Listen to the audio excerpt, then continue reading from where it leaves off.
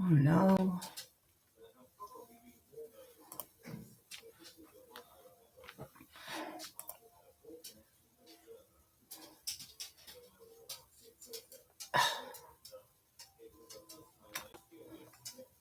I don't know if this is even working. What's going on? The heck?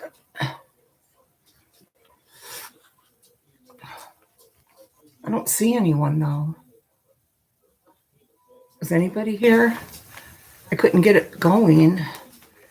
Wanted to say I had no streaming. Hello? No, and no, I'm not playing. I'm not joking.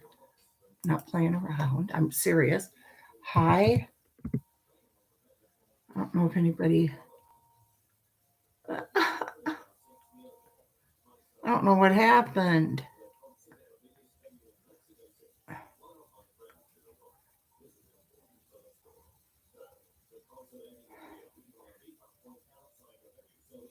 Hello?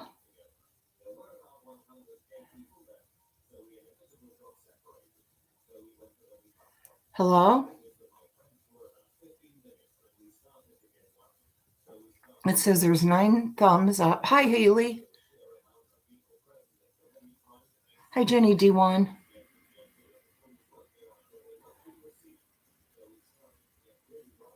Did it?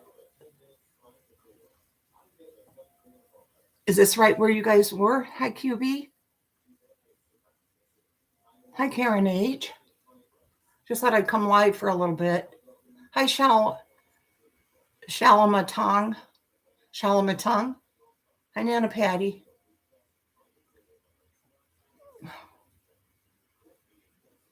So this is right where it said it would be? QB? Is this where you guys were? Or Haley, whoever was here? Okay, because it went on twice. Hi, Lady Di. It went on twice, but it wasn't working. Hi, Linda.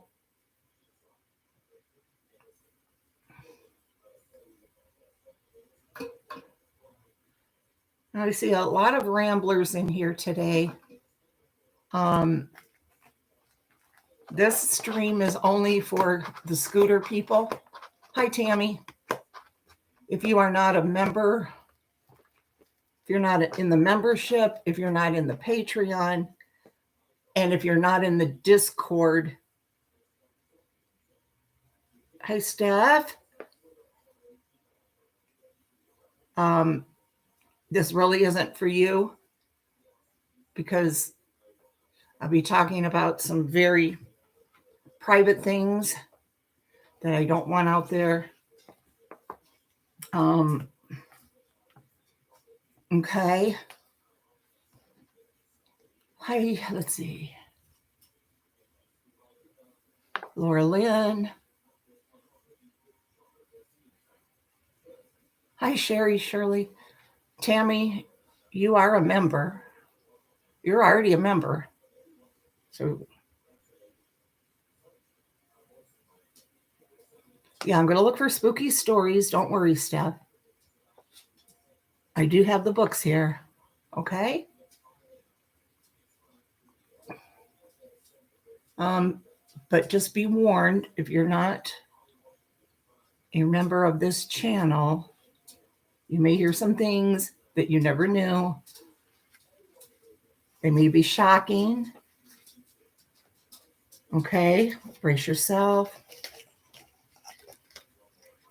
Okay, just telling you. And if you don't want to hear it, then you can leave. It's fine. I don't want to offend anyone, okay? Proceed as planned. Okay, Janaea. Does this look dark or is this just me? I mean, does it look all right though? Patty. Okay. Tammy's running away. But you can see okay, right? But it looks all right. Because I don't think I can change it when I'm in here. I don't know how to do that. Looks fine. Okay. Hi, Denise Renee. Don't roll your eyes at me, Denise. Stop. Stop it, lady. Okay.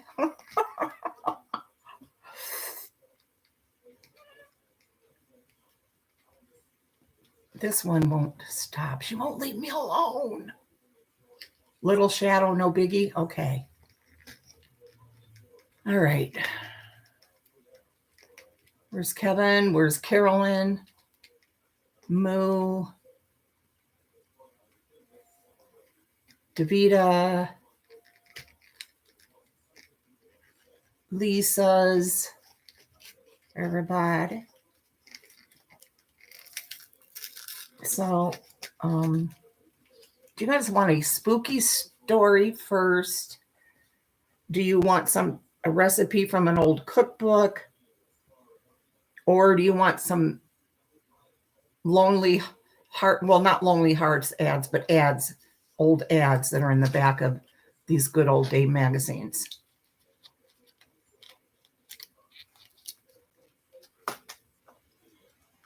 Okay, I'll go with, well, Nana Patty, that doesn't help. Story. Okay. Spooky, I guess. All right, here we go. Let me get some more. See what we got going. You keep getting booty cubey. Booted? Tammy, we don't know yet.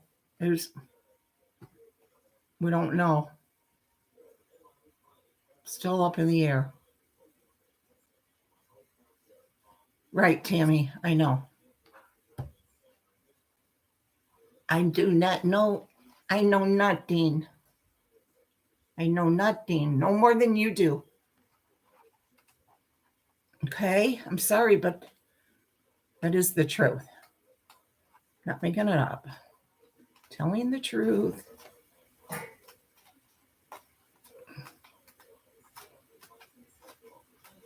Okay, just talk amongst yourselves. Have fun while I find one we haven't read, okay?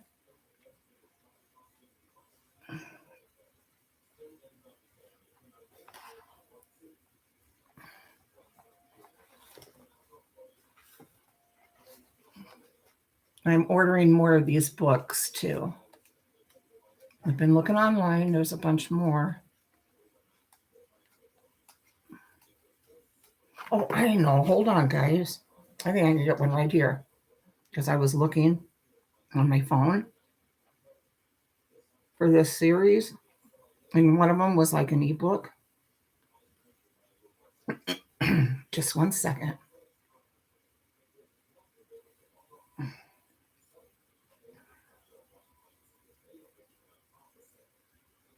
Lex, can you turn it down a little?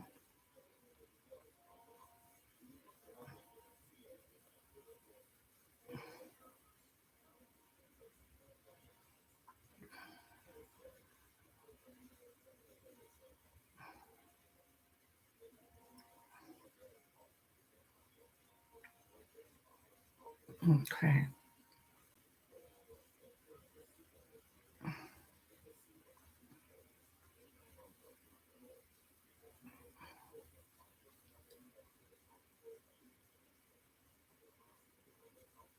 Just hanging out. Sorry, I don't really have anything other than these stories. I keep this fuzz from this blanket is killing me.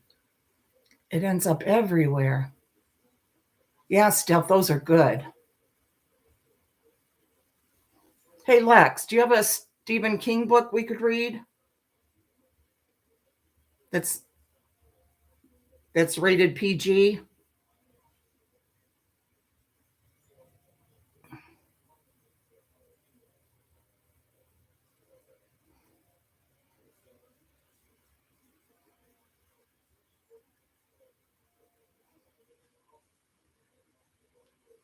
Lexi? See, she's as deaf as Dave and I. Hi, crime scene. Yeah, the behind me in the window. Do you have a Stephen King book that we could read?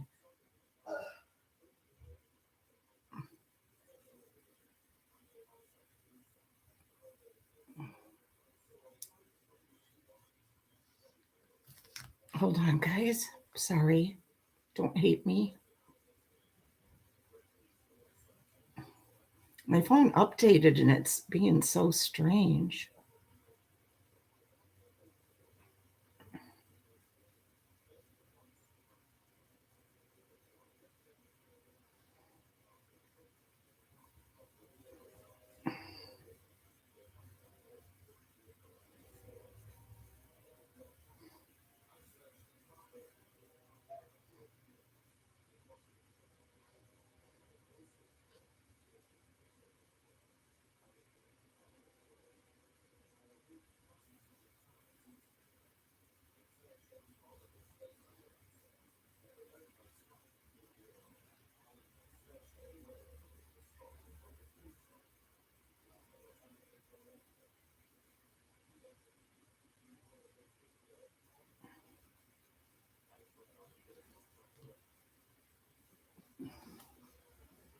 I'm sorry.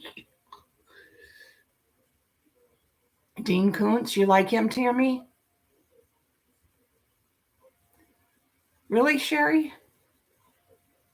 Well, thank you. I don't have any money. I'm not giving money away today. I do want to give away like gift cards and that though.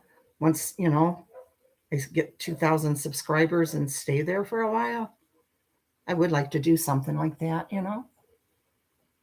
Yes, Denise, you can. Hi, Lisa H. Carolyn's asking me, what are you doing on your live?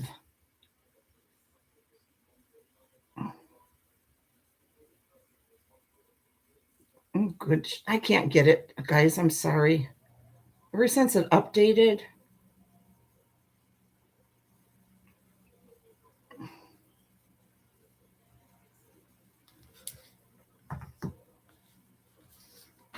Hey, Moo. I know, Moo. I'm sorry. I'm going to have to unblock you.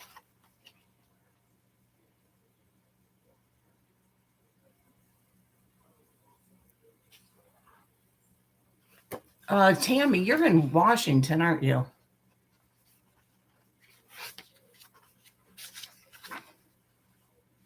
I see we have one here. The very last one is from Spooky, Washington. They're giving us a preview.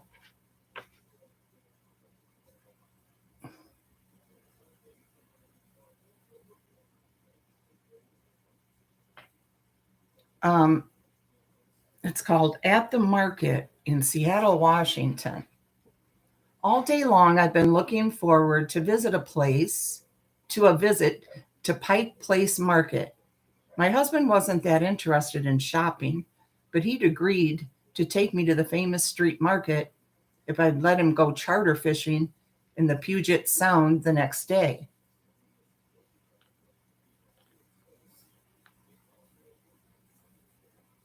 Oh, really, Carolyn? I was wondering about that. So what do I do? I'm going to try to. Okay, let's see. All right. Let me try to get it down.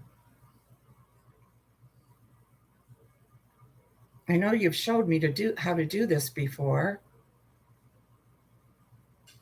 Manage videos. Live.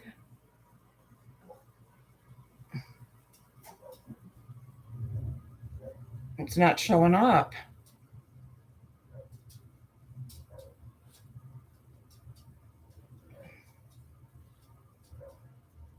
Oh, wait. How many? Thank you, Haley Riley. That's Ryan. That's so sweet. Oh, thank you. You don't have to do that. That is super sweet.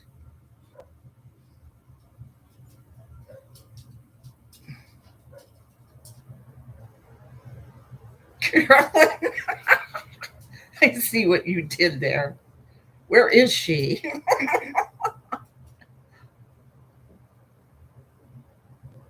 Okay, I'll just leave it until I can figure it out.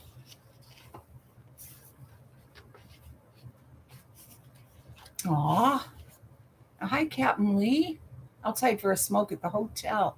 It's in the heart of Terre Haute downtown. So this is my safety. Woohoo. Hi, Elizabeth T. Now,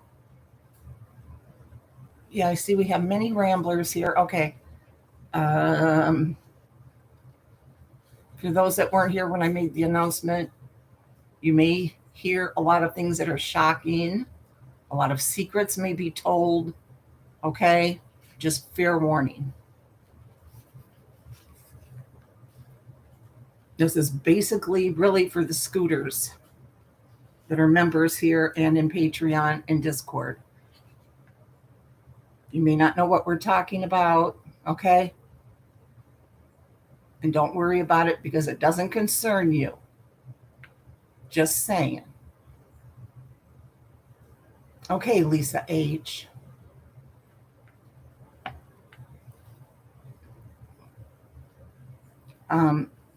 Okay, all day long, I've been looking forward to a visit to Pike Place Market. My husband wasn't that interested in shopping, but he'd agreed to take me to the famous street market if I'd let him go charter fishing in the Puget Sound the next day. Seemed like a good deal to me. We arrived after lunch at the main entrance to the marketplace, and I gaped like a little kid at all the colors and sounds. Even my husband got a kick out of seeing the market's many stalls and strolling musicians, as well as every type of product you could imagine hanging in doors and windows. Hawkers shouted out their wares to passers-by. Smells of flour and cinnamon and newly baked bread wafted by on the wind, causing my nostrils to twitch and my husband to disappear.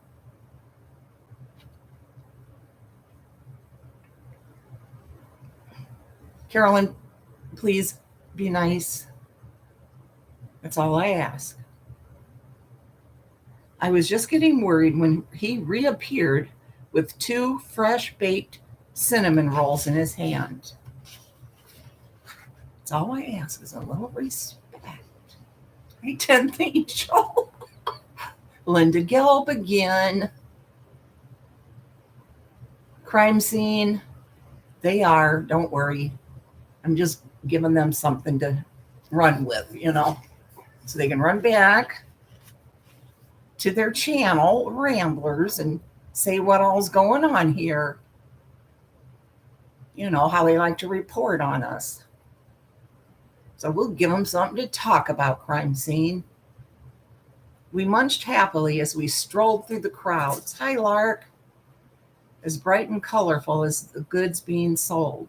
It was a lovely sunny day, unusual in Seattle, where clouds and rain tend to dominate the weather. My husband pulled me into a nearby park to look at the totem poles standing proudly overlooking the Sound. Then I pulled him back into the marketplace to search for the source of the wonderful flower bouquets being carried in the arms of many passing shoppers. My husband's pretty swift on the uptake, and a few minutes later, I was happily strolling along with my own flower masterpiece cradled in my arms.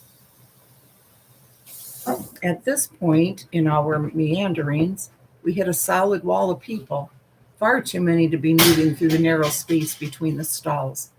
I stayed close to my husband as I was buffeted side to side by passing men, women, and children. Hi, 10th Angel. I don't know if I said hi.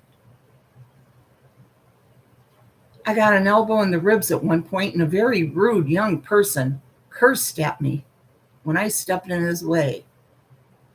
And I told Jimmy, go over there and talk to that young person.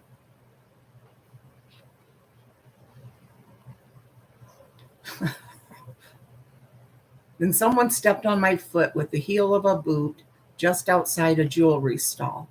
By the time we reached the end of the row, I was limping and cursing under my breath and as grumpy as all get out. Hello, Lisa S. My husband was in no better state. He hates crowds worse than I do, He guided me down a ramp to the lower level of the market and found a quiet corner near a gift shop where I could lurk with my flowers while he found us something to drink. My brave hero rushed back into the swirling, wall to wall crowd of shoppers and disappeared from view. Okay, Tammy.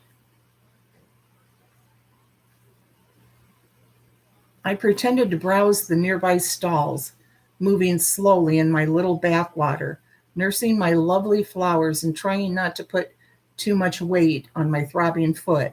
I wanted to get back I wanted to get back the holiday mood I'd had when I'd entered the market, but it was hard to do with my side still hurting from the elbowing and my temper still red hot from the young man's cursing. If he'd been my son, he'd have ended up in his room for being so rude to an adult. As I stood stewing, my eyes were caught by a tall, almost ethereal figure walking down the corridor in my direction.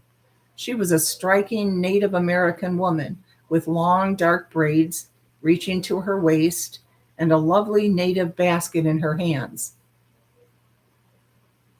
She wore a shimmering dress that at first I took to be white, then realized was pink, or was it lavender? It swirled gracefully around her, covered by an old shawl that had been lovingly preserved. It was the serenity of the woman's countenance amidst the chaos of the marketplace that caught my eye. Strangely, aw, thank you, Tammy. You didn't have to do that. Very sweet, just for you, Scooter. Thank you, Tammy. I do appreciate it, though. Thanks.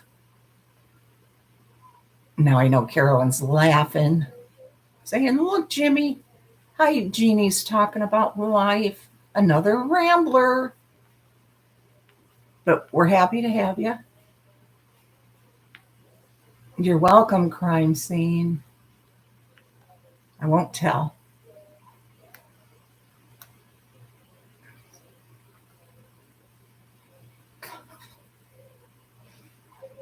Hi, Robin.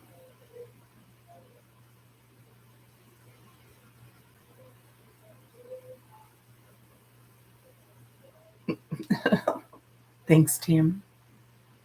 Um, Strangely, no one else in the crowded hallway seemed to notice her. Their eyes swerved away from her, though they unconsciously made way for her as she passed. She seemed to be part of the environment without actually interacting with it, and she looked neither left nor right as she walked the hallway. The maiden passed right in front of me at the moment, and I realized two things at once. First, I saw that she was glowing with a faint white light. Second, I realized that I could see the stall on the other side of the hall, right through her body. My mouth dropped open so far, I felt my jaw pop, and goosebumps ran the length of my arms under their flowery burden. A moment later, the ghostly maiden turned and walked right through the hall, vanishing before my eyes. Chills rippled underneath my skin, and I started shaking. I wasn't afraid. It was impossible to be afraid of someone so serene.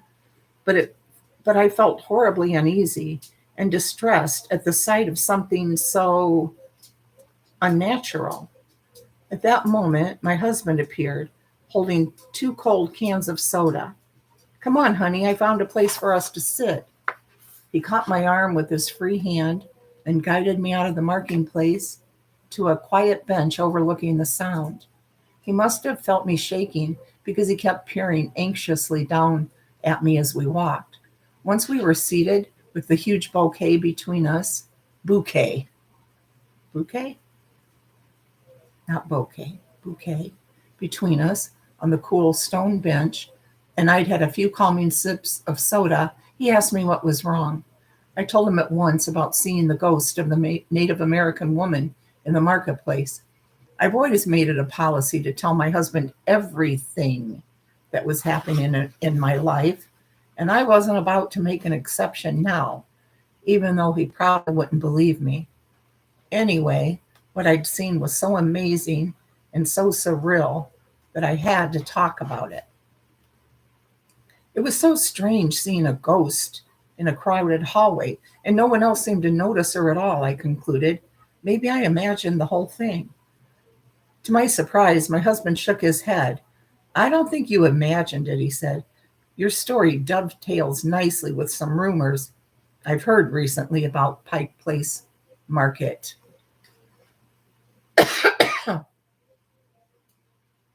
My eyes popped. It does?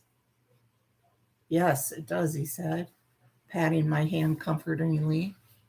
The ghost of an Indian maiden has been seen walking these hallways for decades. Sometimes she appears in the stalls, sometimes she walks through walls, and sometimes she wanders the hallways with a basket in her hands. Some people think she's the ghost of Princess Angeline, the daughter of Chief Seattle. Hi, Rosalita Marie. Haley Ryan, I bet Mommy Ramblings blog is so proud of you too, Scooter. Oh, she is. She's very proud of me. Thank you for noticing. Others think she was one of the women who sold baskets in the marketplace when it first opened. No one knows why her spirit still appears here, but you're not the first to have seen her, and you probably won't be the last. I sighed a little in relief, grateful that he believed my story and that I had some sort of explanation for what I'd seen. I rubbed the pink petals of a peony between my thumb and forefinger, enjoying the satiny texture of the flower as we sat in silence for a few minutes, pondering the imponderable. Finally, I shook myself all over, stood up, and picked up my flowers. Well, I guess I got my money's worth out of this visit to the market, I said. You sure did. Cinnamon rolls, soda pop, flowers, and a ghost, my husband said with a grin. Come on, let's go get some dinner. Grabbing my free hand, he laced his fingers through mine and led me away from the supernatural and into the golden light of a late Seattle afternoon in spring.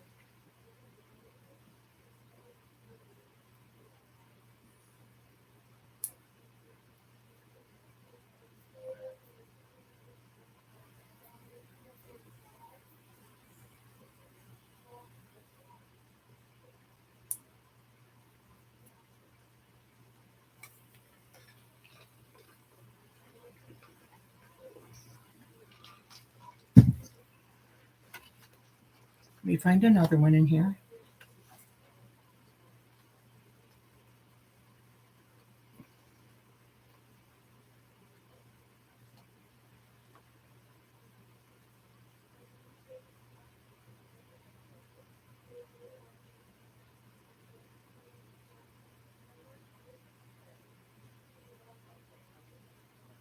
This one's called Mystic Music from Manatee County.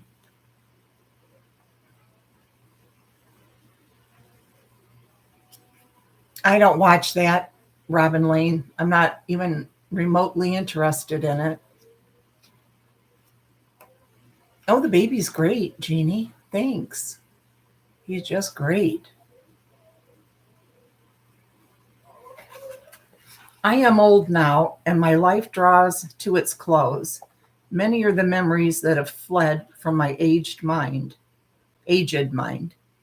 But even in the winter of my lifetime, one story burns brightly in the darkness that draws me slowly into its embrace. No, it's not. It's not a sad one. The youngest of our tribe will never remember the ship that came so long ago, but they hear the mystic music when the mist rises off the river, and they wonder. Some of them remember the old storyteller who sits quietly in the corner eating soft food because his teeth are all gone, and they come and ask me to tell them the old story again. This I do gladly, so that the tale may not be lost to future generations. Hi, When Pigs Fly. And Big Mama, are you around or is it too early for you? And Cross-Eyed Betty, come out, come out. And Steph sells stuff by the seashore. I was medicine man then, in the prime of my life, with my children nearly grown and my wife still strong and beautiful at my side. We still courted like young ones, my wife and I, and we were courting each other one spring night, cuddling together on the bank of the river when we heard shouting in the distance and the slap of waves against a massive hull. Hey, Big Mama. Brian Clan's not here. That is not her, Carolyn. Promise. She doesn't believe me, Big Mama. And Julie laughs so hard when I tell her that you think that's Big Mama is her. Startled, we drew apart and hurried to a clear place along the river to see what was happening. Thank you, Big Mama. From our new vantage point, our eyes beheld an amazing sight. A huge canoe, the like of which we had never seen, was coming rapidly up the river against the current. At first, I thought it had wings like a huge bird. But as it drew closer, I realized that the wings were actually large cloths hanging from poles. I surmised that the cloths were meant to catch the wind and make the canoe go very fast. At the front of the canoe was the head of a fierce creature with claws, scales, and large teeth. Oh, thank you, When Pigs Fly. That's so sweet. Thank you. I really appreciate that. Hello, Nana May. Okay, let me get back to the story. And large teeth. It reminded me of an alligator with wings. The canoe was lit by torches, and in their light we saw white-skinned, yellow-haired men working the ropes, controlling the wings. They were working frantically, obviously terrified of something behind them. Their fear was palpable. It made my stomach tighten, and I groped for the knife I was not wearing. My wife and I clung together in the shadow of the trees, wondering who these white-skinned strangers were and where they were going.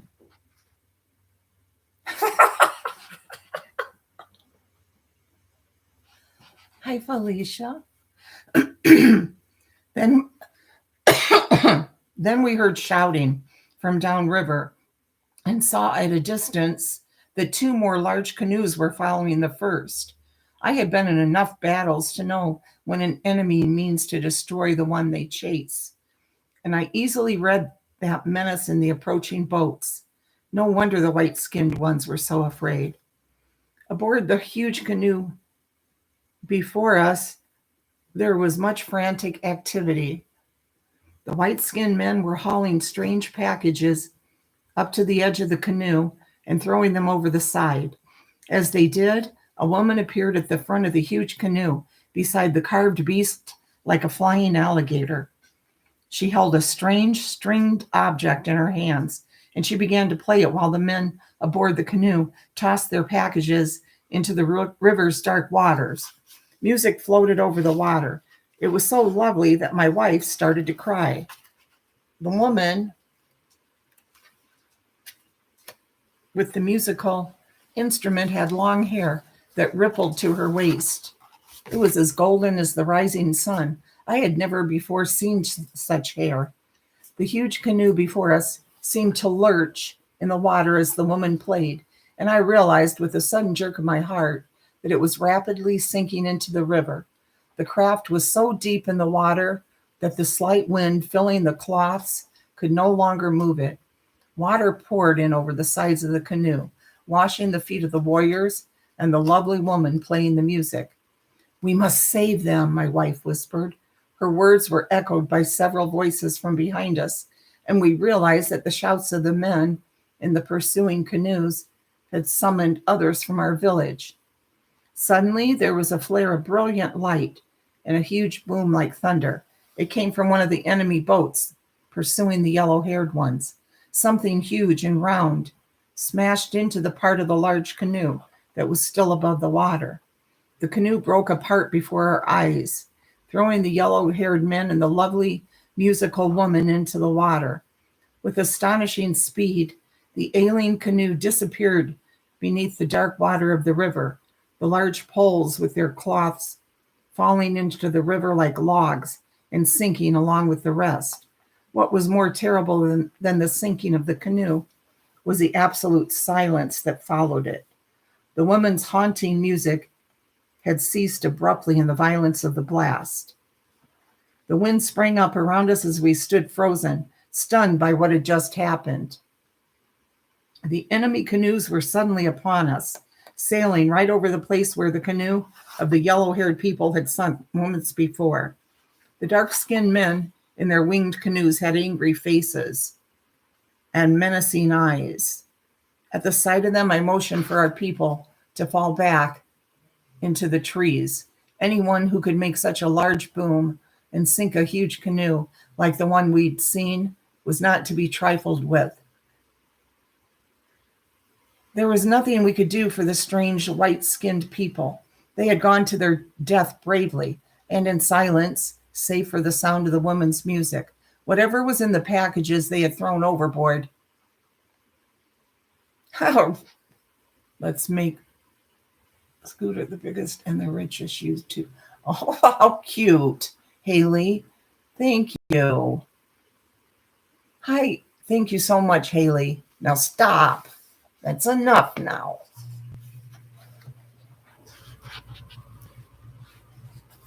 Hi, easily distracted. Thank you, Haley.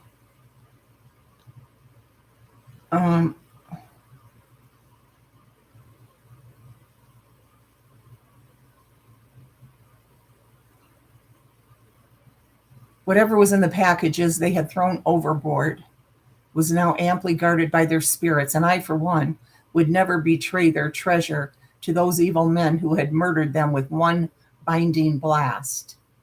The enemy disappeared up the river, angrily searching for the canoe they had unknowingly sunk in the night. They never found it, and they never found us, for I ordered our people to remain in the village, save for a few warriors who watched the river until the enemy had turned their winged canoes and gone back out to the bay. Mittens is laying here finally so nice and quiet. She's loving this blanket that I'm knitted, crocheted. Hi, Dylan. Dylan. Dylan.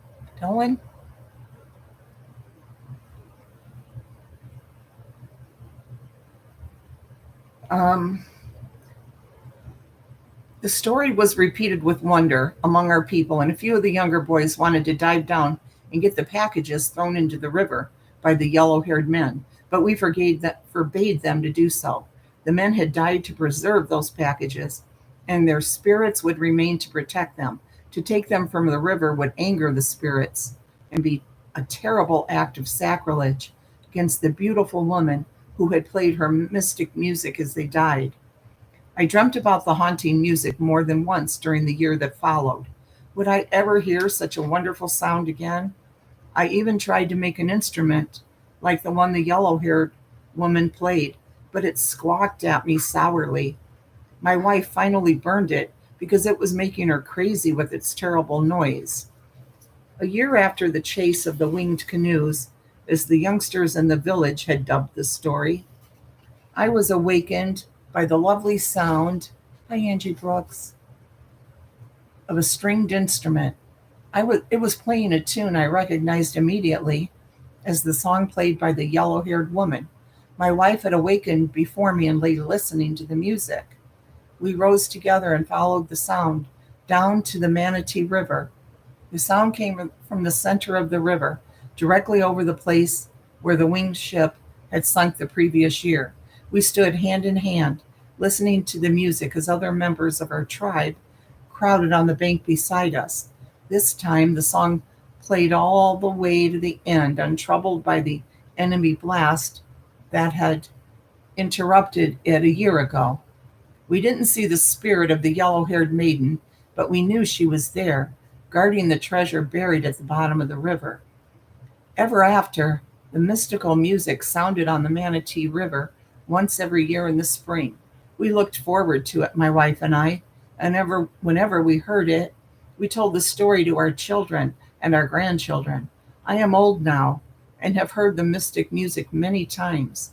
It is my hope that I will live until spring so that I may hear it once more before death closes my eyes. And who knows, perhaps the Great Spirit calls me home. When the Great Spirit calls me home, it will be to the sound of a mystic stringed instrument playing my favorite song. Here's the illustration of mystic music.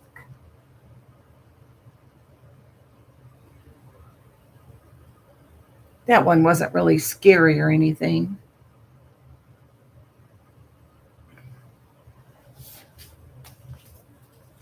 Genie. See if I can find something any better.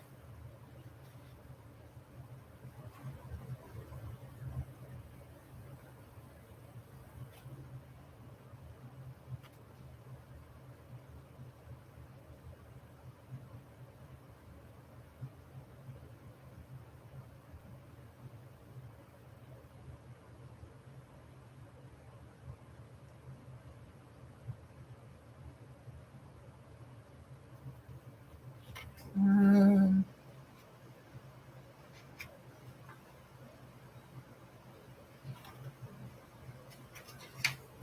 Hold on, guys.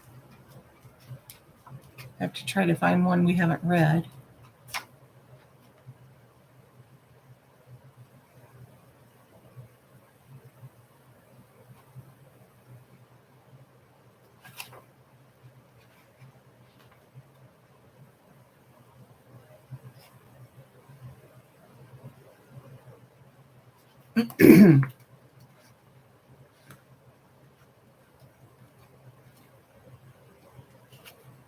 Still looking.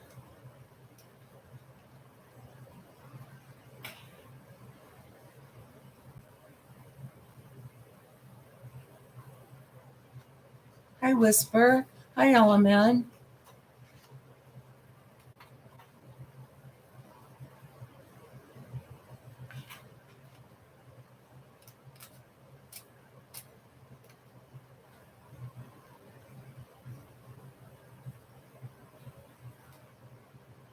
I think I've read every one in here.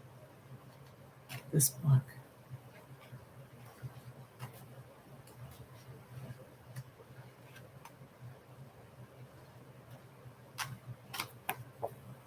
Florida is done.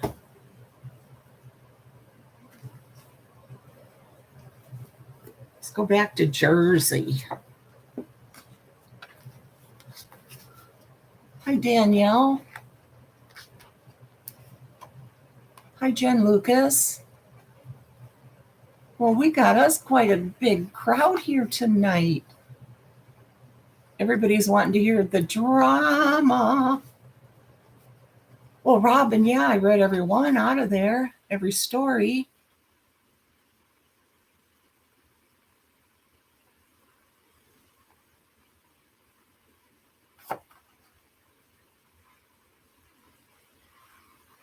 Let's see.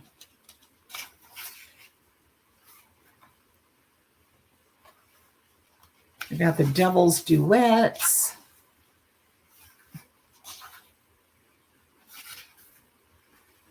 The Jersey Devil.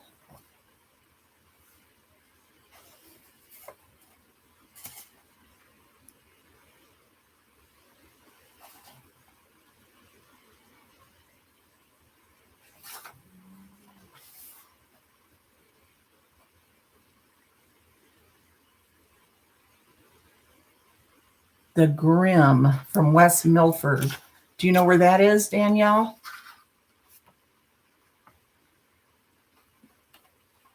West Milford?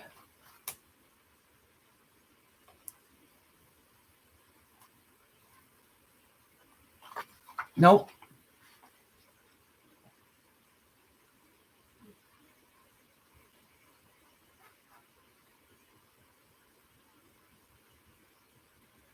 Oh, wait, let's read this one. Just one sip from Atlantic City.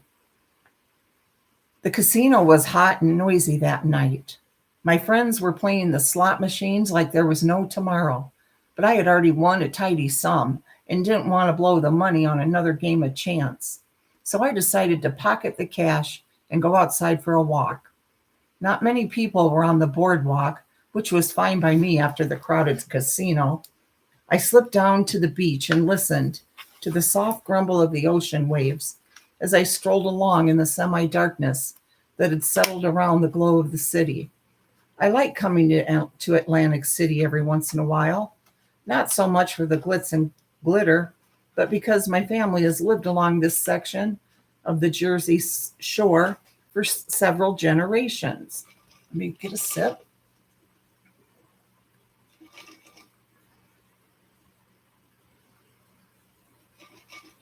Angel stories? I saw a book about them. I was thinking that I would order it maybe. Hi, Mimsy.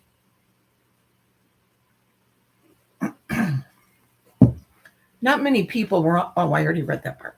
On this visit, as always, I thought of the stories my great grandmother told when my brothers and I were little. To hear Granny speak of it, the Jersey shore was littered with ghosts and dark creatures of all kinds. Somewhere to the south, the skeleton of a murdered pirate guarded treasure buried by Captain Kidd. To the north, the spectral form of a black dog with a hatchet wound in its head, threatened people walking along a lonely stretch of beach. Carolyn. In life, the faithful hound had dragged the body of his drowned master to shore, only to have it desecrated by looters. The evil men killed the hound with a hatchet when it threatened them and made away with the dead soldier's belongings. From that day forward, the ghost of the faithful dog refused to allow anyone near the place where his master's body once lay. Aww. My favorite story was the tale of the phantom ship of Captain Sandavat. According to my granny, Dan Sandavat voyaged from Spain to the New World in search of treasure, which he found in abundance. But among his crew were many sailors who did not wish to share this newfound wealth with the monarchs of Spain. On their return journey up the Atlantic coast, the sailors mutinied and imprisoned their captain, tying him to the mainmast and refusing to give him food or drink. Day after day, the captain lay exposed to the hot sun, his body drying up as the treacherous sailors worked around him. Finally, his pride broken, Don Sandavat begged, "Water, please, just one sip." The mutineers found this amusing and started carrying water up to the main mast and holding it just out of reach of their former captain. In the terrible heat of the dry summer, the captain did not survive long. He succumbed to exposure and thirst a few days after the mutiny. The new captain, a greedy Spaniard with no compassion in his soul, left Don Sandavat tied to the mast, his body withering away while the ship turned pirate and plundered its way up the coast. But Providence was watching the ruthless men. A massive storm arose and drove the ship deep into the Atlantic, where it sank with all hands, the body of Dan Sandavat still tied to the broken mast. Shortly after this event, a phantom ship appeared along the coast, most often in the calm just before a storm. It looked like a ruined Spanish treasure ship.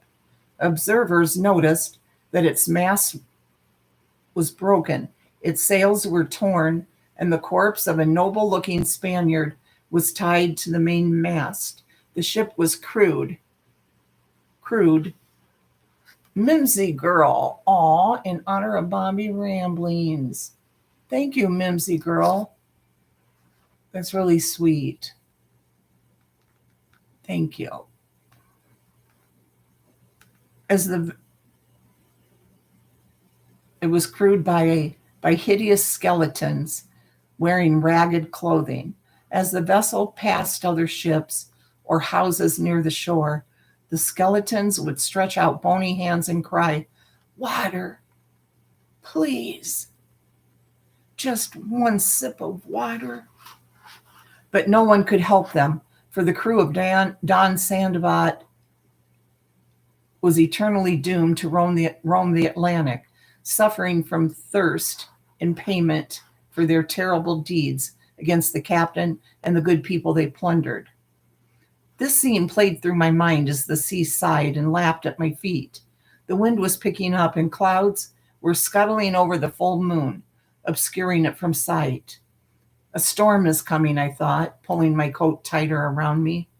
The wind hissed and crackled around my ears, and in it I could almost hear voices saying, "Water, just one sip."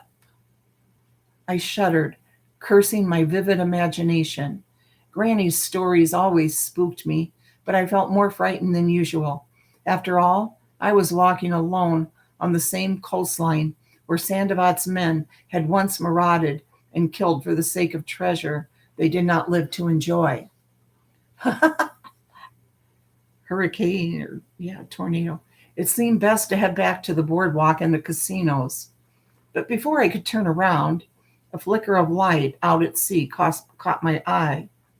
Through the growing mist, I looked for a pleasure boat or a late-night fisherman. Instead, I saw a tall ship with ragged sails rapidly approaching the shore. It was a ruined Spanish treasure galleon from days of yore, and to my horrified fascination, it glowed in the dark. The wind around me picked up the hiss of voices, which I could hear now clearly. "Water, please, just one sip." "Shorty, LMN." The voices wailed in my ear, and I could see skeletal shapes on deck, stretching their hands toward me. I panicked. With a shout, I covered my ears, turned my back on the approaching nightmare, and ran as fast as I could to the boardwalk. Yet the terrible pleas echoed on. "Water, just one more sip of water." I leapt up the steps and onto the boardwalk as if the devil himself were chasing me. A strolling couple looked at me strangely and moved to the other side of the boardwalk to avoid me. I whirled around to face the misty sea. It was empty of all save the dim reflection of the well-lit city around me. The breakers murmured against the shore, and the wind whispered softly above them, but there were no longer voices in it. I shook my head, unsure of what I had seen. Had the phantom ship of Dan Sandoval really appeared before me, or had I dreamed the whole encounter? I did not know, but the pounding of my heart and the shaking of my hands convinced me that whatever had happened, I did not want it to happen again. As I hurried back into the glitz and glitter of the crowded casino, I decided that I had enjoyed one too many visits to the Jersey Shore. Next year, I was going to Las Vegas. That one was kind of lame. There's no good ones tonight. These have been lame.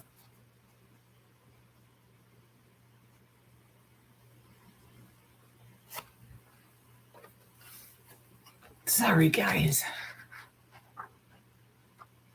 Let's see. I don't want to read about the Jersey Devil.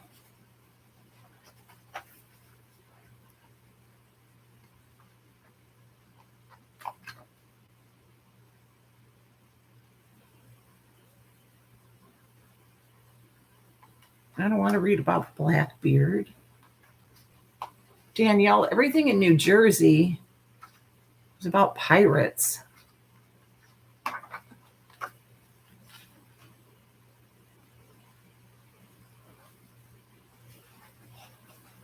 Danielle?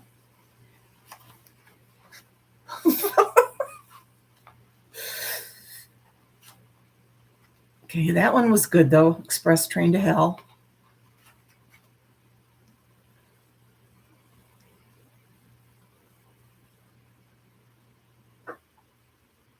Okay, and we read on Washington Rock. We read that. Father and Son. Apples and Oranges. Turnabout is Fair Play. Girl in the Mirror. Brotherly Love.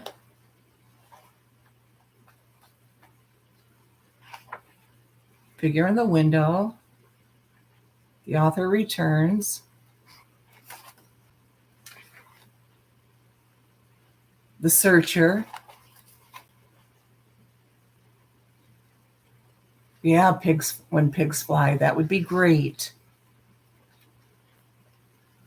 That's what we said when we were down there. Hi, Davida. Okay, we read Public Assist. The Blue Lantern.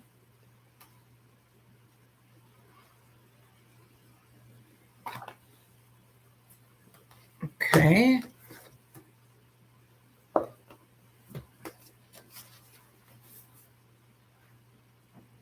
New Jersey.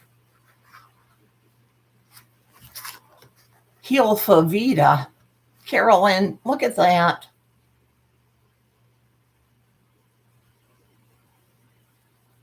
Carolyn must be in the tub. Hi, Debbie L. Yes, that's not me, but maybe I should change my name.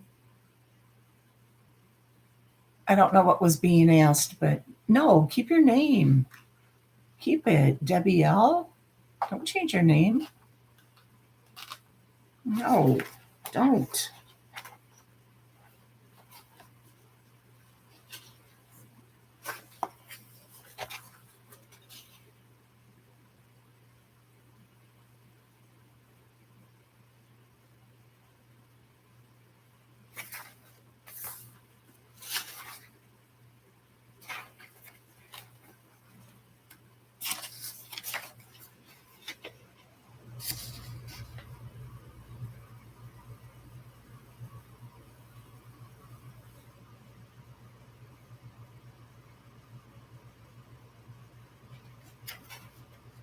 Did we read Sam Meets Death?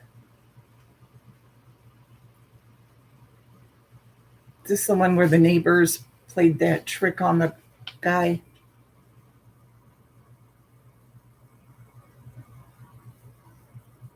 Yeah, we did. We read that one. He prayed every night for God to take him out of this troubled world.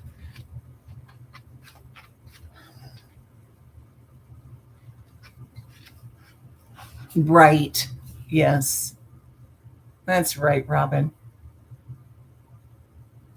I'm on my exercise bike, but I saw David and I said hello, but she doesn't like me because I called her salad vegetables. Oh, Carolyn.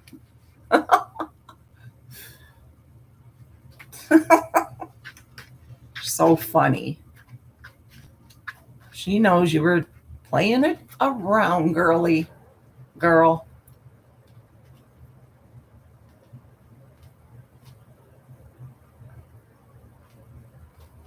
Okay, let's see. Really, Felicia? Pineapple cake? Yes, keep listening. I know you guys want spooky, but I'm running out of them. I've got to ordered more.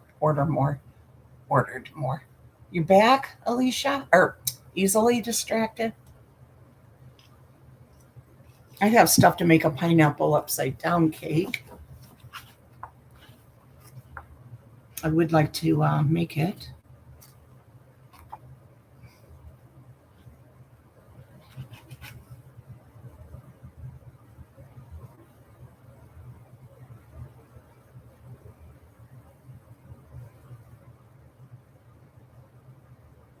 I don't think we read this one. Voices of the Dead.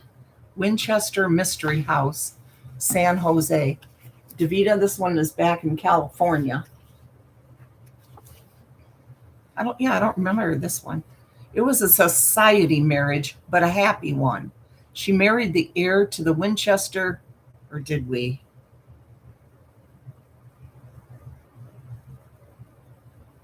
By tens of thousands. Oh, but this is what they made them. No, we didn't read this. This is what they made that movie out of, remember? And you guys doubt that this stuff is true? This is the Winchester Mystery House, which is true. What's her name played in it, in the movie? Helen something? Scooter's sad fishing reel. Really? Yes. Yes. Yes, Scooter's sad fishing reel. Do I know you? Yeah, it's a very haunted house. I love that name. I probably know who you are, but I'm not sure.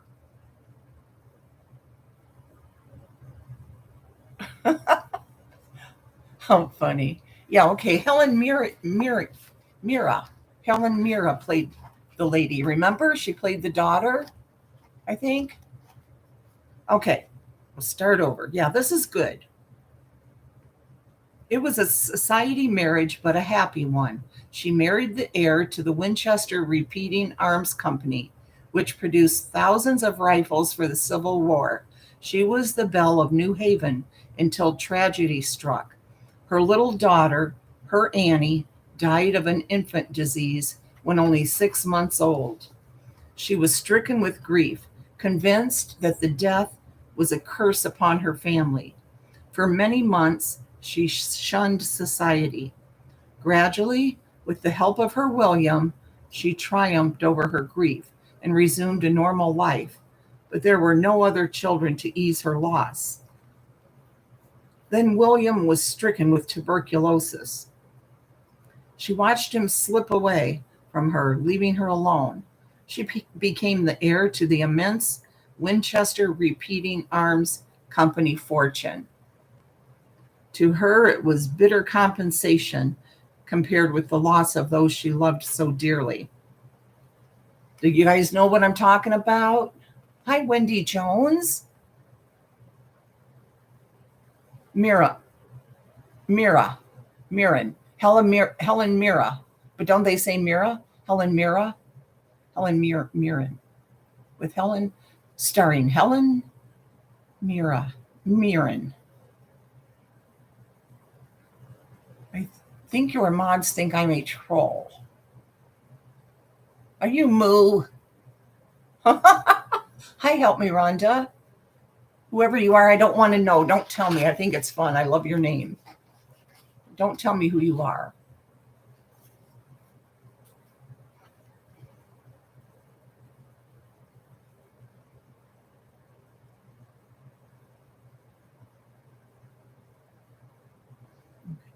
Okay, then. Okay, me. Hi, Video Reel. You've been gone forever.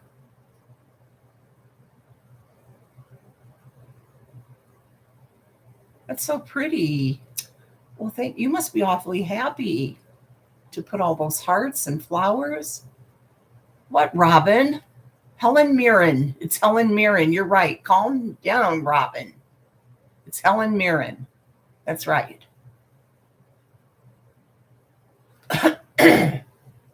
Please calm down.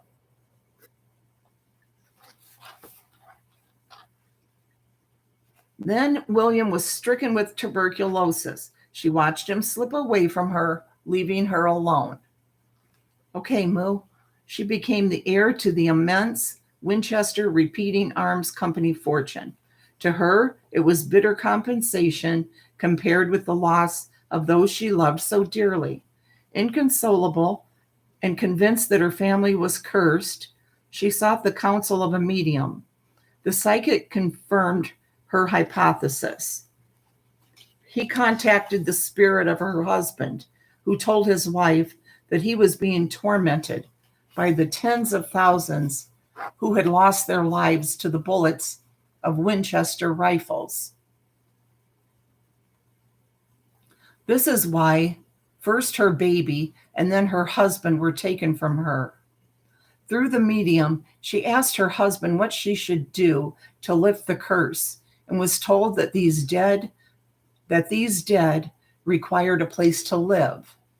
She must leave her house in the east and travel until she found a place where she could build a home for the troubled spirits. It would have to be a large home and it would need continuous updating since every day more lives were lost to the bullets of Winchester rifles. She set out immediately for the west, determined to follow her husband's instructions to the letter. At last, she purchased an 8-room house in San Jose and immediately began construction on a house for the dead. Feverishly, she added room after room to the house. Turrets, balconies, spires, and domes sprang up, creating a bizarre castle.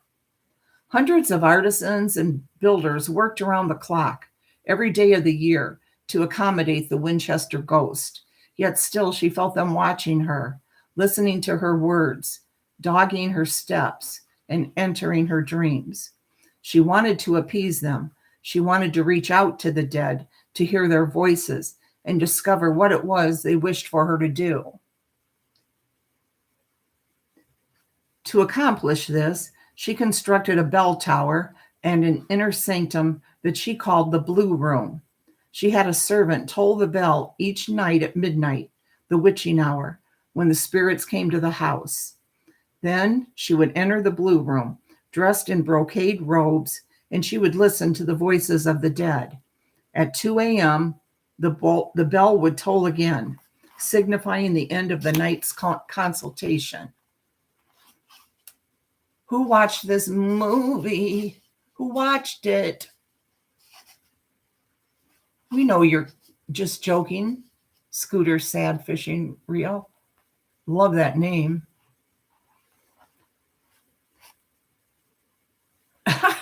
Moo.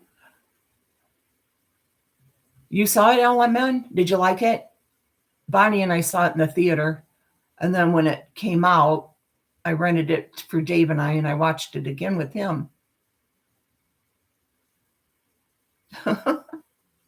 She followed the spirit's instructions.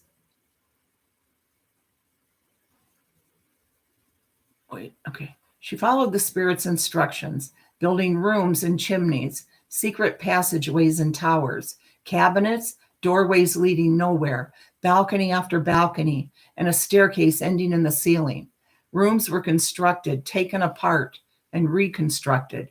The house grew and grew, twisting and winding around in a labyrinth of corridors. Some halls were only 2 feet wide. Others had ceilings so low, people had to stoop to go through them. Columns were inverted and installed upside down. The door to one secret passage was at the back of the icebox. One staircase took 42 2-inch steps to go up 9 feet. The construction was endless, and the voices of the dead were never satisfied. I keep getting these notifications blocking the chat. A fun house, that's right. Okay. No, keep it. Don't change it.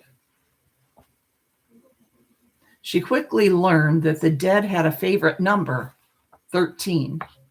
To please them, she constructed rooms with 13 windows. She lined the drive with 13 palm trees. She placed 13 lights in the chandelier. She built staircases with 13 steps. And boy, guys, that house is weird. You can look it up. It's a real thing. She spared no expense. The interior rooms were luxurious, the gardens lavish and lush. She would play the piano with increasingly arthritic hands so the Winchester ghosts could dance.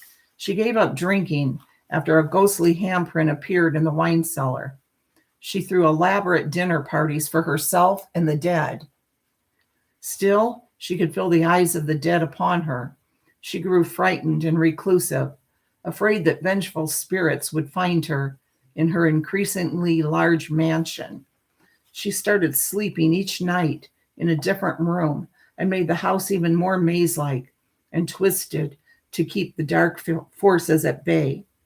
As the years went by, she shut out the rest of the world, declining even to acknowledge a visit from President Theodore Roosevelt. Wow, she wouldn't even let the president come.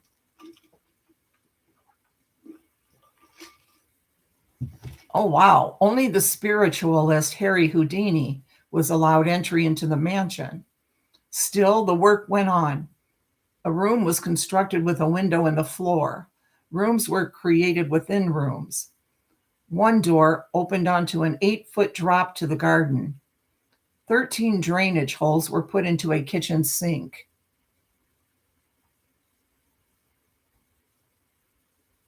In 1906, a massive earthquake shook the area.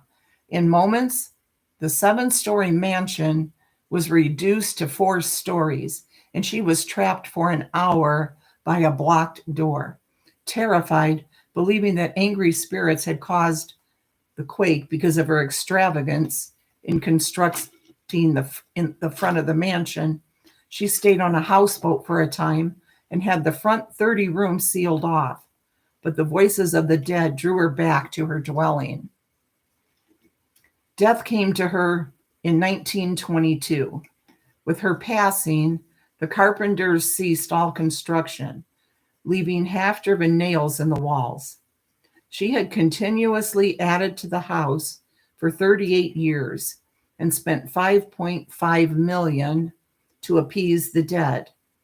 At the time of her death, the 4-story house contained 160 rooms, including 4 bedrooms, 13 bathrooms, 6 kitchens, and 2 ballrooms. Within the house, there were 10,000 windows, 950 doors, 47 fireplaces, 40 staircases, maybe leading nowhere, and 52 skylights. When the safe she had used to store important documents was opened after her death, it contained the obituaries of her husband and daughter, along with the locks of their hair, and her will, which was written in 13 parts. A niece received all the furniture in the house, which took 6.5 weeks to remove. Then the house was sold. Today, the Winchester Mystery House is a California historical landmark, and many visitors come to stroll through its tangled passageways and odd rooms. Some claim to have seen the ghost of Sarah Winchester herself, haunting the house that once haunted her. Employees and tourists alike have reported many strange things happening at the house in the years following the death of Sarah Winchester. Shattered windows, mysterious voices, cold spots. It appears that within the walls of this mansion, the voices of the dead live on. Hi, Detective Turtle Gum. How's it going? How lovely to see you here. That is so cool, though. I would like to go to that house someday. You know, I wouldn't mind it, right? Would you guys like to go in that?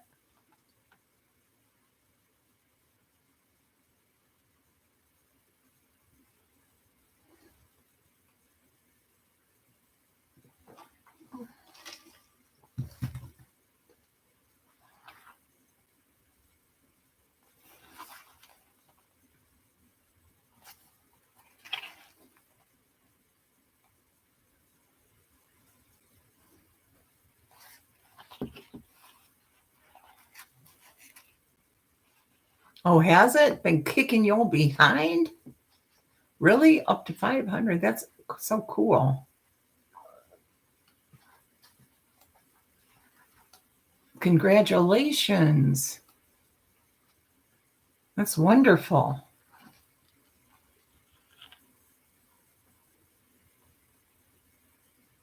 See if I can find another one here.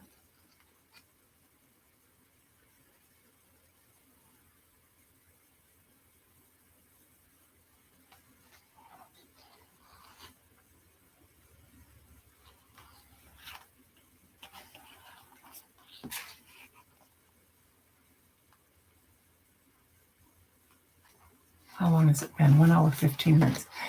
Carolyn, when are you going to be going live so we don't miss it? So I don't miss your notification. What, Carolyn? Yes, what?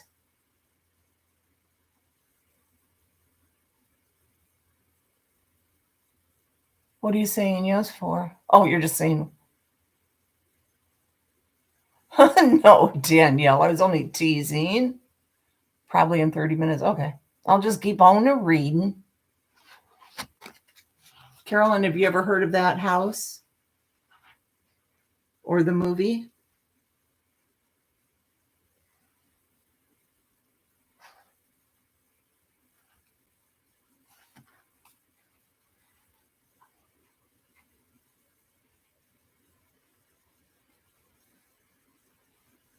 Oh, you heard it. You've heard of it, you mean? Okay.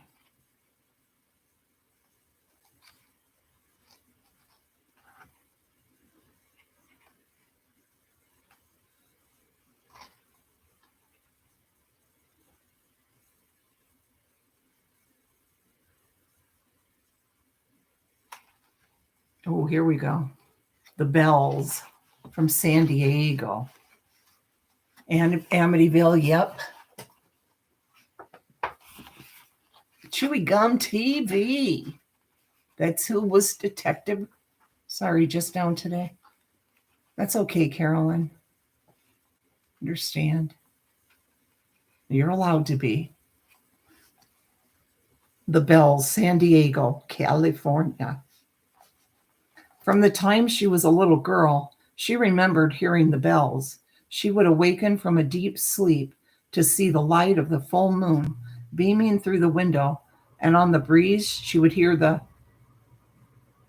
tintinnabulation of bells. When she was old enough to speak, she asked her mother about it. Her mother crossed herself and told the child to hush. Don't leave, Davida. It is evil luck to speak of such things, her mother said, and would hear no more of the matter. The child was puzzled. She had always enjoyed the ringing of the bells. The music filled her with a bubbling sort of joy that would make her laugh and dance over to the window. She would lean out into the moonlight and listen to the song of the bells. Some day she would follow the sound to see where it led. When she turned 5, she asked her father about the bells. Her father told the child she was dreaming. You are just like your grandfather.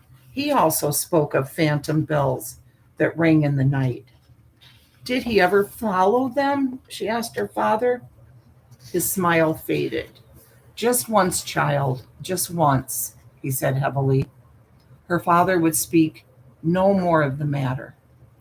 Oh, here's the picture of the bells, the illustration.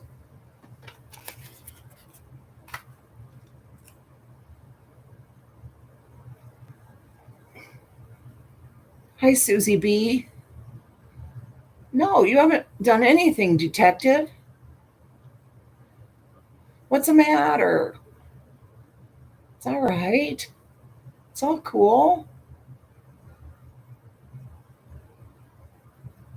See the little girl? She's running after the bells that she hears. There's our Carol Clark. She often played with the other local children, and it was from them she learned of the buried treasure. One of the boys said that the gold had been taken by an evil priest whose duties for the church included counting the offerings and ringing the bells to summon people to Mass. The priest stole money out of the offerings to keep for himself. When he had filled a chest full of gold, he killed a man and buried him with the chest so the murdered man's ghost would guard it. Anyone who tried to dig for the treasure would be devoured by the skeleton of the murdered man. The priest planned to return to Spain with his ill gotten treasure, but he fell ill with a fever a week before his ship was scheduled to leave. On his deathbed, the priest repented of his crime. He swore to his confessor that his soul would not rest until he returned the gold to God. The priest died before he could reveal the place where the treasure was buried. As he gasped out his last breath, he said, "Follow the bells. They will lead you to the treasure." The child believed her friend's story and was determined to follow the bells and find the treasure. When she repeated the story to her parents, her mother gasped in fear and her father frowned fiercely. "No, my child," her father said. "The phantom bells you hear at night do not mark the location of buried treasure. That's just a made up story. The sound you hear is that of the enchanted bells that mark the border between life and death. To those who hear such bells, the mysteries of both life and death may be revealed. But anyone who follows the music to its source will walk no more in life. Your grandfather used the knowledge the bells brought him to become a great healer. But one night, when the bells rang extra loud, he followed their enchanted sound to his doom. You must promise me that you will never follow the sound of the bells." Hi, Jess. But think how good it'll be, Jess, when you're done. I might make one when I get off of here. You never know. Hi, Suzuki.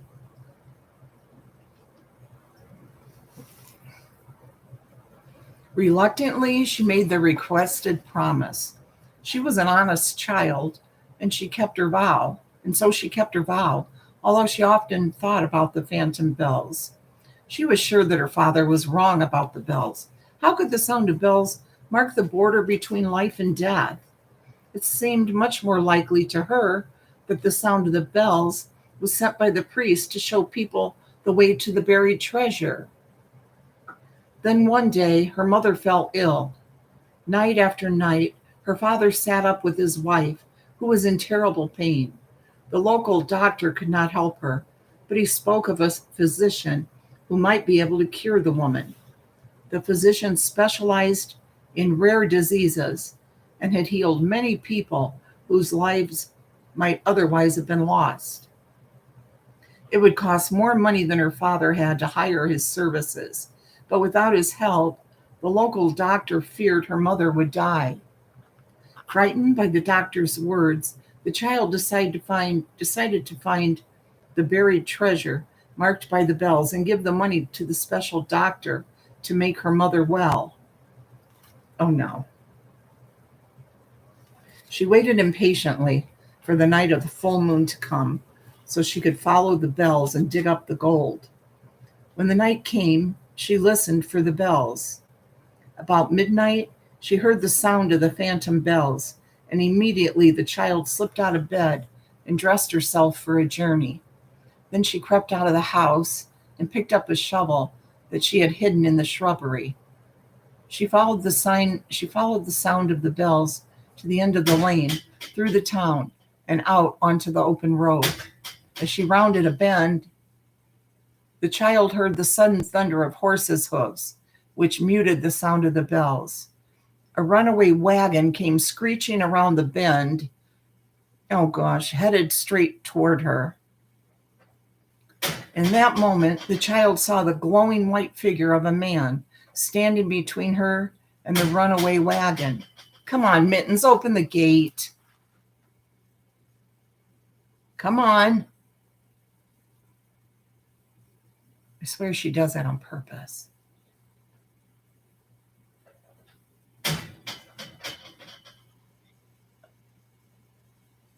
Hi, Tara Courtney.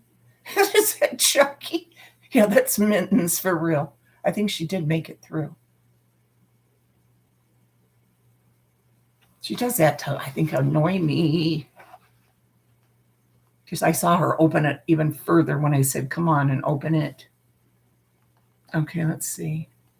In that moment, the glowing white figure of a man stand between her and the runaway wagon.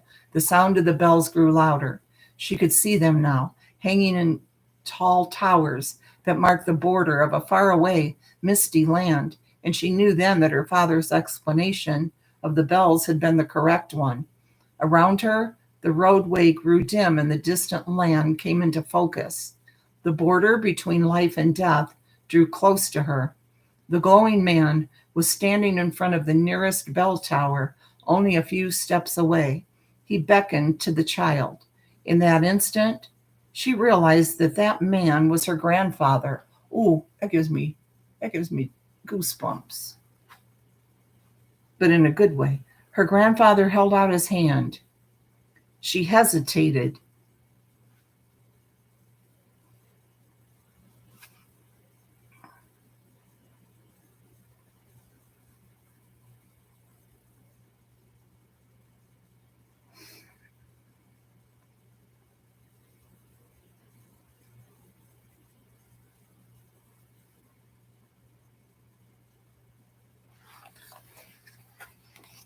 Oh, God, how silly. Her grandfather held out his hand, and I'm not sad fishing. She hesitated for a fraction of a second.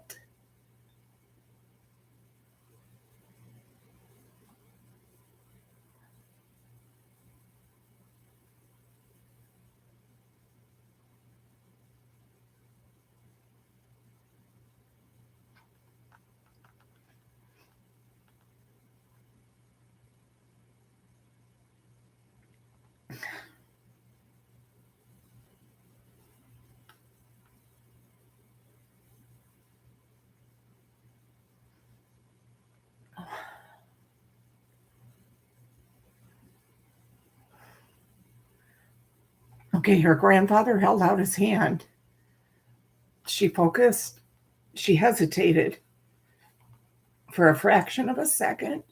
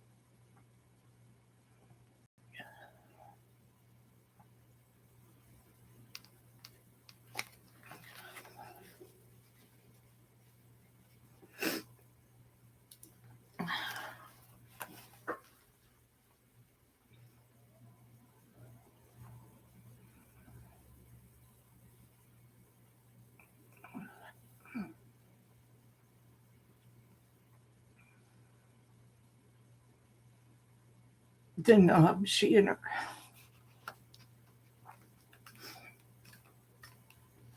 I don't know, it's hitting me.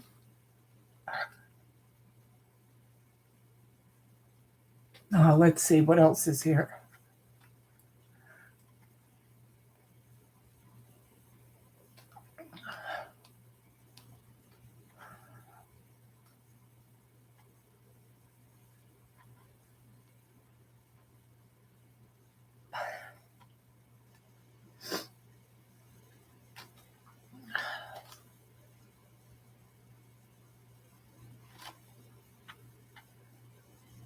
I can't find anything else.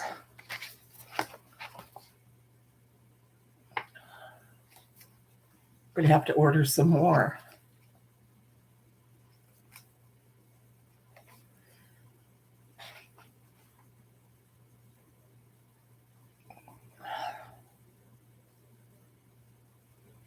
Yeah, I'm gonna have to look for something different, some more books, get some more spooky stories and stuff.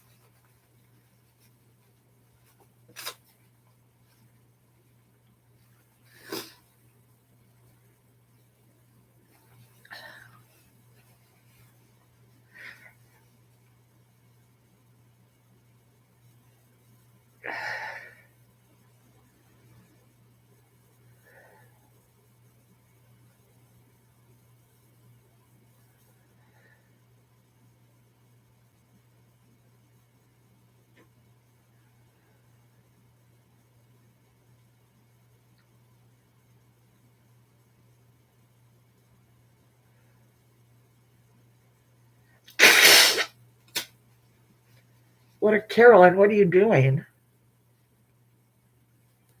Why are you writing like that? Carolyn, why are you writing like that?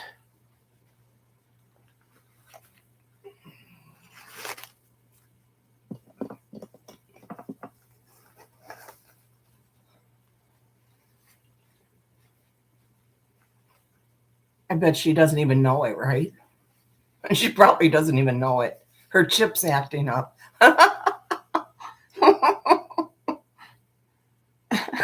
Carolyn.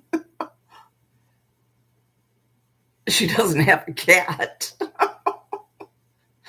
Oh my goodness. She probably doesn't even realize it.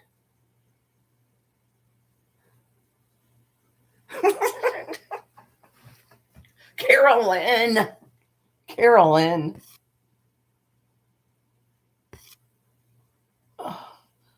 Was red, thank you, TCI, or no pop red? WTUC was red. Oh, yeah. Carol. Oh my goodness.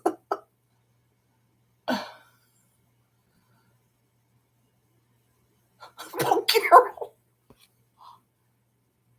See, red hue him to hack Facebook, Sarah to go pack. Oppose is FDA's ward gun knocks go woman. Still Clark Lockwood Cole. Oh gosh.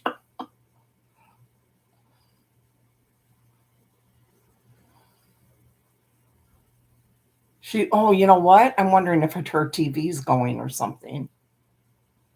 Right? You're her favorite.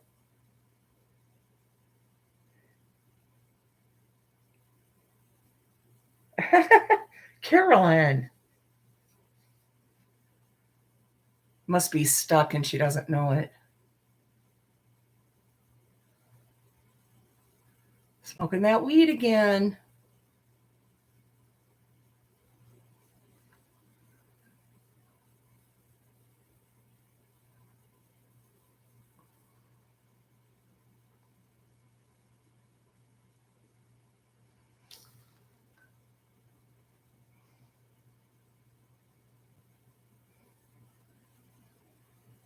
Yeah, she's something's. Well, she said she was on her bike.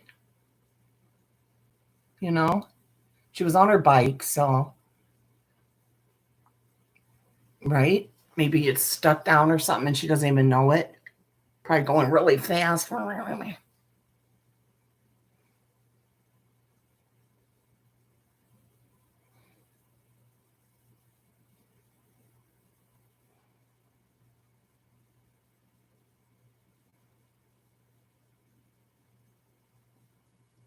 Carol, it's just fun to see what you're writing and you don't know it. Thank you, Tara Courtney. Did I make them? Look at me. Do you think I'm a sober?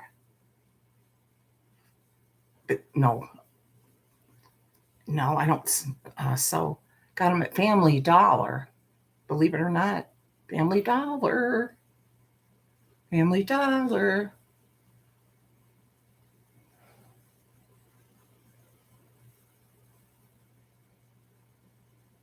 What do you mean drawing more drama to her than necessary? She doesn't smoke.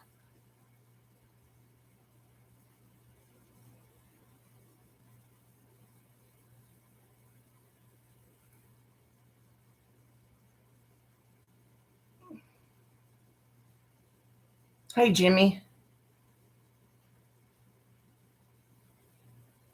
Don't understand what you're writing or typing.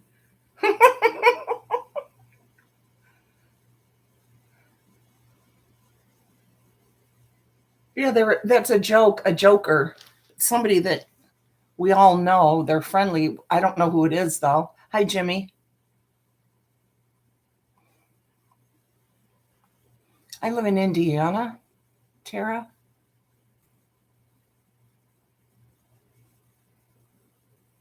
The best game ever. Carolyn? Was it Tammy? Really, Tammy? It was really cool if it was you, but unblock them. I like their Scooter Sad Fishing. You don't have that out there, Tara? Have you ever seen that Winchester house?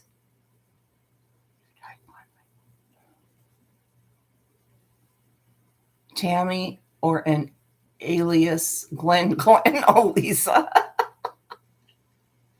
Thank you for unhiding them.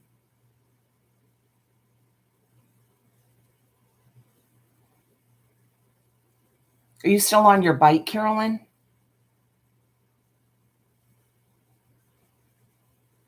Mandy, you swipe all over it.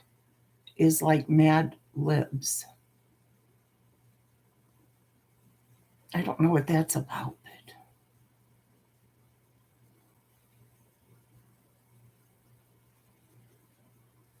Are you still on your bike, Carolyn, or are you getting off? It fills in words for you.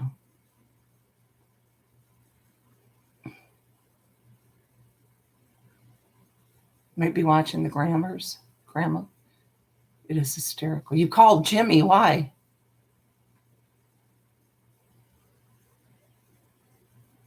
Is she starting to make sense, or am I losing my marbles? Funny as all freaking get out.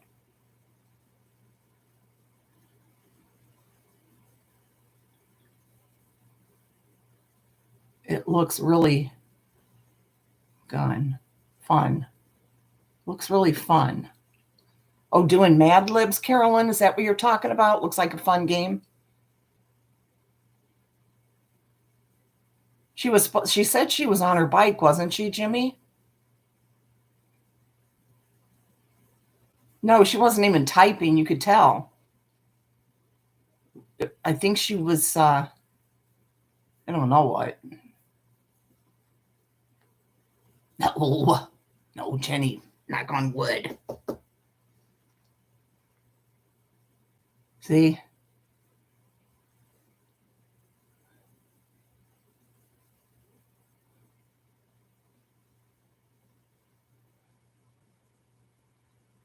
Oh.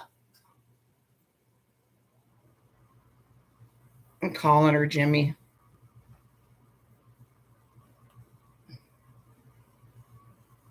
I'm calling her.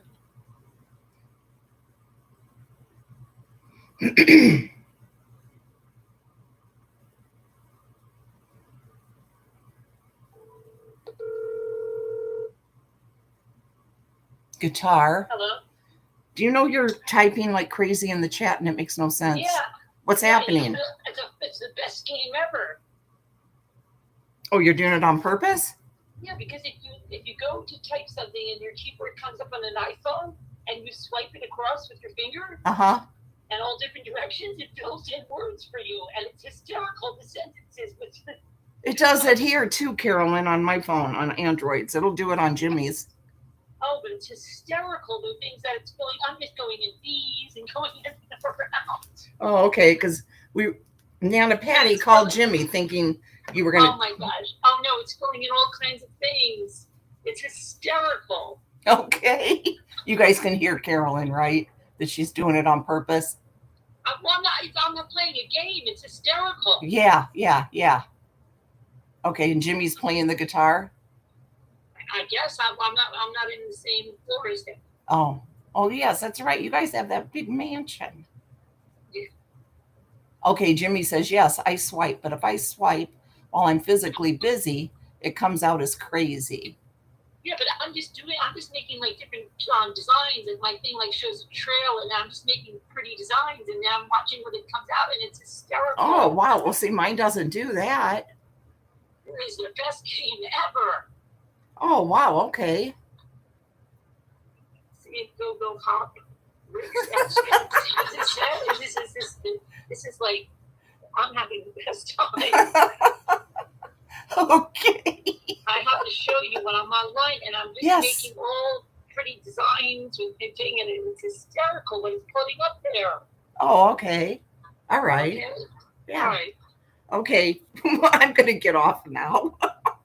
Okay. Okay, love you. Bye. That's cute.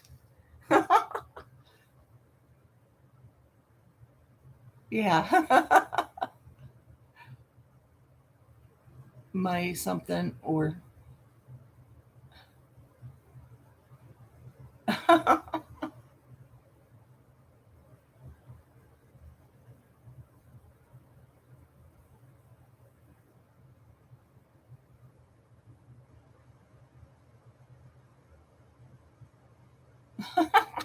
I'll leave. Let's stay for a minute. I want to see what she's putting. Your diamond painting, Nana Patty? What's the picture? That big one that you were doing? Scooter Sad Fishing Reel said that there's somebody that we know.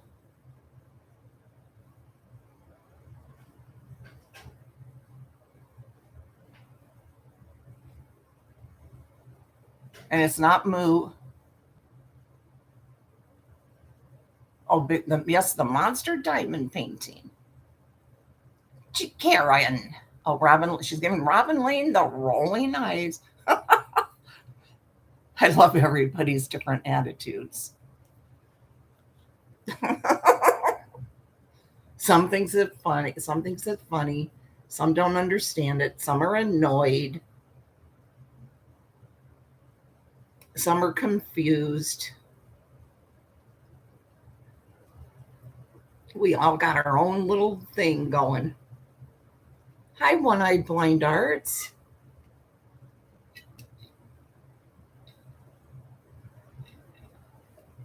Yeah, Nana Patty's one of the annoyed ones.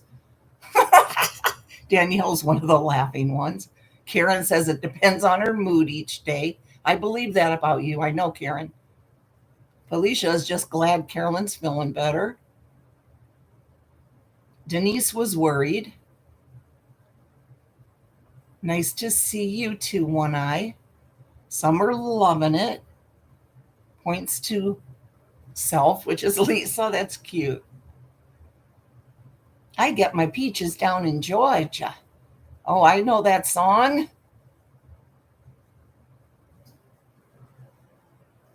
That's what's his name, isn't it? Justin Bieber. And I think he sings by himself in that. She's lying. It's code. We are on KK6 losing to KR. I got annoyed because I was worried for nothing, said Nana Patty. And Jeannie says, that's the government chip.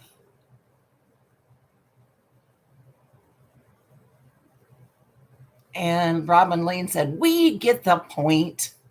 We get the point. So Robin Lane thinks it's going too far.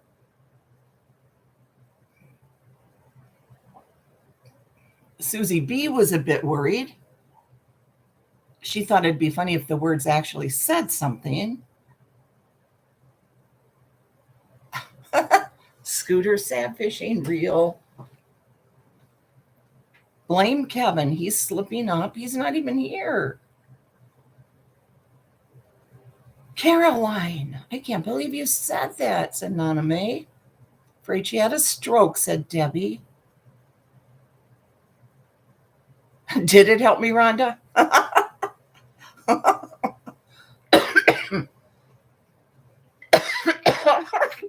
Nana Patty.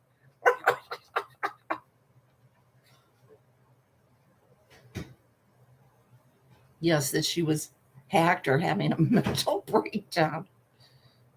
It's you, Tammy. Oh, that's cool, Tammy. I like that. I love your name. That's really cute. Thank you, Tammy.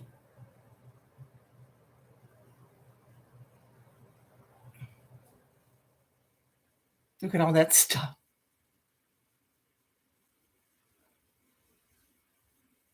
Yeah, see, everybody has a different thing going. Easily distracted said, hilarious response. So she's having fun playing on her phone. Does she have her live scheduled yet? Does anybody know?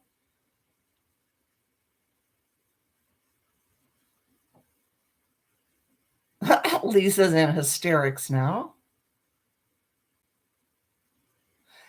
And Heartmaid Wise says, well, let's all take a deep breath now that we know that nothing was wrong and be glad that a silly gibberish word game has lifted Carolyn's mood. And One Eye Blind said, whew.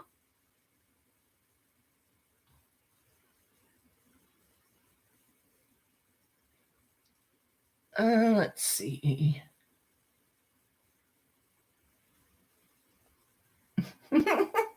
Is she going to speak like that in her live? I'm sorry to those who were frightened. It's okay. It's okay now, sweet friends.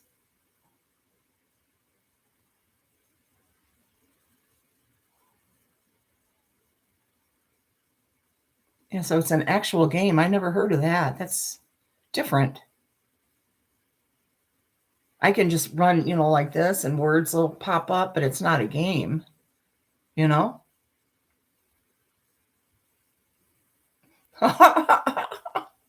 Tammy.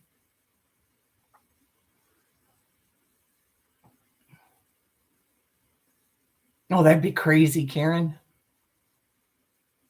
It's okay, and it's okay. I have apsia. Do you mean aphasia?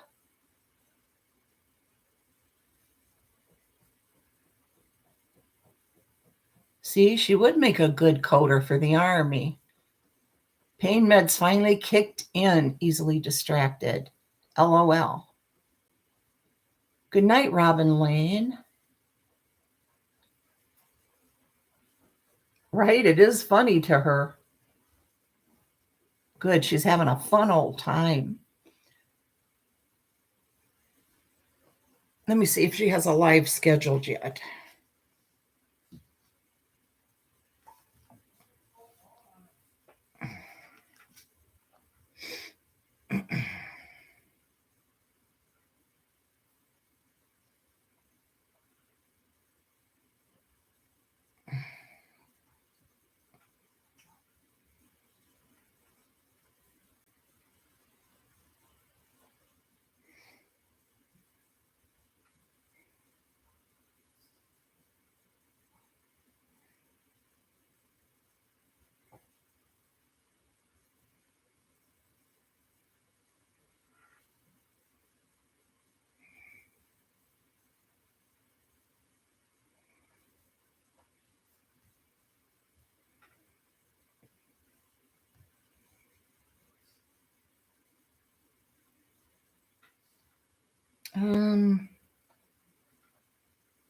Let's see. What's the name of her channel? Had a bad day and was having fun. That's awesome. We didn't see your fun. We want you to have your fun. I'm just checking to see if you have a live scheduled yet. I don't see one scheduled.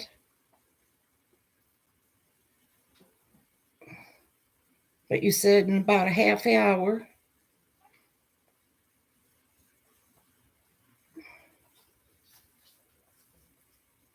Okay, y'all, thank you so much for coming and listening. I'm going to order some more spooky stories, okay?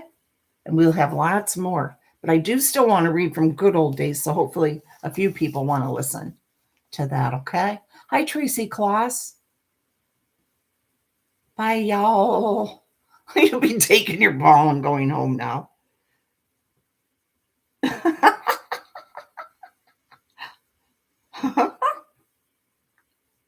Okay, love y'all. Thank you so much. See you, Debbie. Okay, thanks, guys. Thank you. Love you. Bye. Remember, I won't be typing it, Carolyn's, but I'll be watching. Okay? Bye. I mean, see ya. I try not to say bye too much. See you later.